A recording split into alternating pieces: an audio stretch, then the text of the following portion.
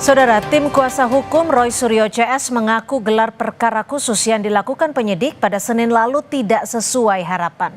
Pihak Roy juga mempertanyakan penetapan 3 orang sebagai tersangka, padahal belum pernah diperiksa terkait pokok perkara yang diadukan Jokowi.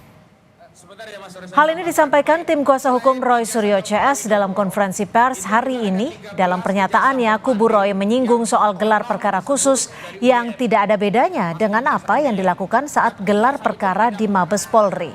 Selain itu, penerapan pasal pemalsuan dokumen Undang-Undang ITE menurut mereka adalah kehendak dari Jokowi. Pihak Roy juga mempertanyakan penetapan 3 orang sebagai tersangka, padahal belum pernah diperiksa terkait pokok perkara yang diadukan Jokowi.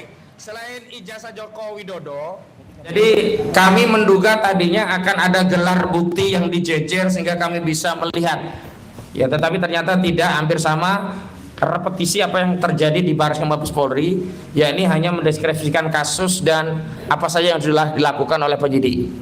Dan dalam kesempatan itulah Pak Roy yang kemarin konferensi pers menyatakan ternyata pasal-pasal yang sebelum ini dibantah oleh Joko Widodo tidak dilaporkan. Dari LP yang diterima oleh saudara Joko Widodo terbukti bahwa seluruh pasal itu memang diketahui dan dikehendaki oleh saudara Joko Widodo karena dia tekan juga di bukti LP-nya begitu. Selanjutnya kami juga sudah sampaikan kritik soal bagaimana ada 3 orang yang ditetapkan tersangka padahal substansi pemeriksaannya belum masuk kepada perkara atau pokok-pokok peristiwa apa yang dipersoalkan oleh penyidik sehingga ketiga orang ini naik menjadi tersangka. Siapa saja? Pertama, Kurnia Triroyani, kedua, Rizal Fadilah, ketiga, Roy Suryo.